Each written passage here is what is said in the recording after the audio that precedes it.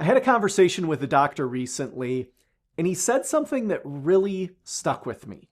He said, "My reputation doesn't match what people see online." He wasn't talking about reviews. He wasn't talking about rankings. He meant something else. Patients like him. Referring doctors trust him. He spent years building real relationships. People tell their friends about him. But if a new patient discovers him today, they're seeing a website, a bio, a few reviews, maybe some photos. That's it. And he's not alone, because most doctors I talk with aren't sitting around wondering if they're good at what they do. They know they are. The question is, can a new patient actually see that? This isn't the way it used to be. I mean, choosing a doctor looked way different. Your primary care doctor would say, "You should go see Dr. Smith." Or a friend would say, "You've got to go here." And that was usually enough. I mean, people didn't go home and spend an hour researching. They weren't opening 20 browser tabs or comparing 5 different practices. The trust had already been transferred. The recommendation itself carried the weight. Someone you trusted had already done the filtering. And because of that, patients usually walk through the door already feeling pretty comfortable. But that path has changed. The patient journey has changed. Today, referrals still frequently start the process. They just don't finish it. Someone hears your name, and then they Google you. They check out your website. They read reviews. Maybe they look at social media. Maybe they watch a video. Maybe they compare you to like 2 or 3 other practices. And all of this happens quietly. Nobody calls your office and says, "Hey, I'm researching 3 doctors right now," or "I'm trying to decide whether to trust you." But that's exactly what's happening. And here's the part I think catches private practice doctors off guard.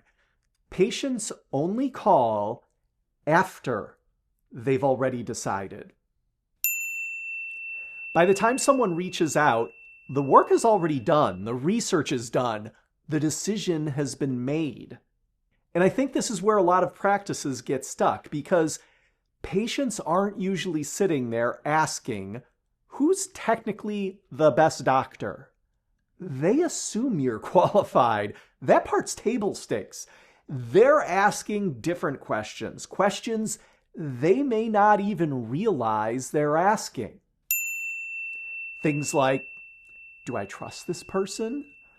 Do they understand me? Do I feel comfortable here? Can I see myself becoming a patient?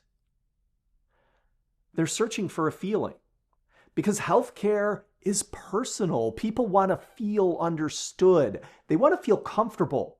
They want to feel like they're making a good decision. Your current patients, they already know these things. They've sat across from you in the exam room. They've talked with you. They've experienced your practice firsthand. New patients haven't. Not yet. And I think this explains why practices can feel full, but unpredictable. Some weeks are packed. Others feel slower. I mean, referrals still matter, absolutely. But more than ever, patients are making decisions before they contact you. And if what makes your practice special isn't visible during that process, they may never experience it.